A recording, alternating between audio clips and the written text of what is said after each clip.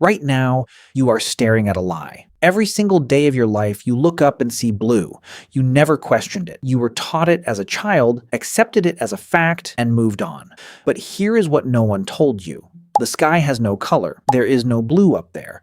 What you are seeing is a trick so perfect your brain never noticed it was being played. And by the end of this video, you will never look at the sky the same way again. Because the same force that paints your sky blue is also the reason you can never see the universe as it truly is. Stay until the last part. It will change what you think reality means. Let's start with what light actually is. Sunlight looks white to you, but white is not a color. White is a disguise. Inside every beam of sunlight is a hidden army. Red, orange, yellow, green, blue, violet, all traveling together, all pretending to be one thing. When they separate, you call it a rainbow. Each color has a different wavelength. Think of it like the gap between waves on the ocean. Red has long, lazy waves. Blue has tight, rapid ones. That difference, just a few hundred nanometers, is about to change everything. Now imagine you are floating above Earth, watching sunlight pour into the atmosphere. The atmosphere is not empty. It is packed with trillions of nitrogen and oxygen molecules, each one invisible, each one impossibly small enough that sunlight has to decide what to do with them. And here is where the story turns strange. When light hits a particle smaller than its own wavelength, something unusual happens. The particle does not simply block the light or bounce it back. It absorbs the light and fires it back out in every direction at once, like a tiny spinning sprinkler made of photons. This is called scattering. And this is where your sky is born. In 1871, a British physicist named Lord Rayleigh cracked open the mathematics of scattering and found something almost unbelievable.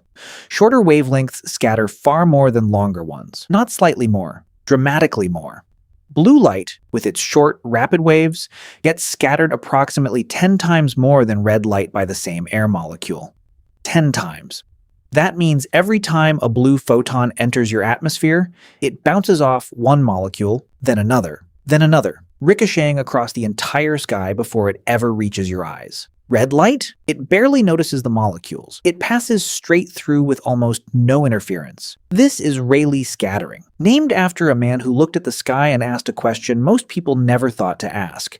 Now think about what this means for you, standing at the bottom of all that chaos. You look up every direction, north, south, above you, slightly behind you. Blue photons are arriving at your eyes from everywhere at once. The entire dome of the sky has become a blue photon scattering machine. Your brain takes all of that arriving blue light and builds a picture. Blue sky. But here is what your brain is not telling you. There is no blue up there. There is no pigment, no surface, no object-colored blue. What exists is a physical process, and your brain is translating that process into a color. The sky you see is not the sky that is. It is the sky your biology is capable of perceiving. But here's what's strange. If blue scatters the most, why isn't the sky violet? Violet has an even shorter wavelength than blue. By Rayleigh's math, it should scatter more, and it does. Sunlight contains violet. It scatters everywhere, but you don't see a violet sky because of you. Your eyes have 3 types of color receptors, cones tuned to red, green, and blue. You have almost no sensitivity to violet, and on top of that, the sun sends less violet light than blue to begin with. So your sky is blue not just because of physics. It is blue because of the specific limitations of your human eyes. A bee with ultraviolet vision sees a sky you cannot imagine. You are not seeing the sky. You are seeing a version of the sky that fits inside your biology. Now look at a cloud. Pure white, soft, shapeless. Why white? Clouds are made of water droplets. Water droplets are enormous compared to air molecules, thousands of nanometers wide, far larger than the wavelength of visible light. When light hits a particle that large, Rayleigh scattering breaks down. The particle doesn't prefer blue. It scatters every color equally in every direction. Red, green, blue, all fired back out together. And when every color combines, you get white. Your sky is blue because the air is full of tiny particles that scatter selectively. Your clouds are white because they are full of large particles that scatter everything. 2 kinds of scattering. 2 completely different experiences of the same sunlight. Now think about the last sunset you watched. That deep burning orange. That red that feels almost violent. That is not romance. That is geometry. When the sun is low on the horizon, its light must travel through a far longer slice of atmosphere to reach your eyes. At noon, sunlight punches almost straight down, a short trip through a thin column of air. At sunset, it arrives nearly sideways, cutting through hundreds of kilometers of atmosphere before it reaches you. And what happens to blue light over that distance? It gets scattered so many times that it bounces completely out of your line of sight. Blue light is still up there somewhere, bouncing around behind you, above you, gone. Only the stubborn red light, barely disturbed, barely scattered, survives the journey. What reaches your eyes is the light that refused to disappear. You are watching the only color tough enough to reach you, and you called it beautiful. But here's the part that should genuinely unsettle you. Imagine there was no atmosphere, no air, no molecules, no scattering. You look up, black, pure, absolute black, with a white star hanging in it. That is what astronauts see from orbit. A black sky with a white sun. No blue, no gradient, no beauty. The blue sky is not the sky. It is what happens when sunlight meets your specific planet, your specific atmosphere, your specific eyes. Move those conditions by even a little, and the entire picture collapses.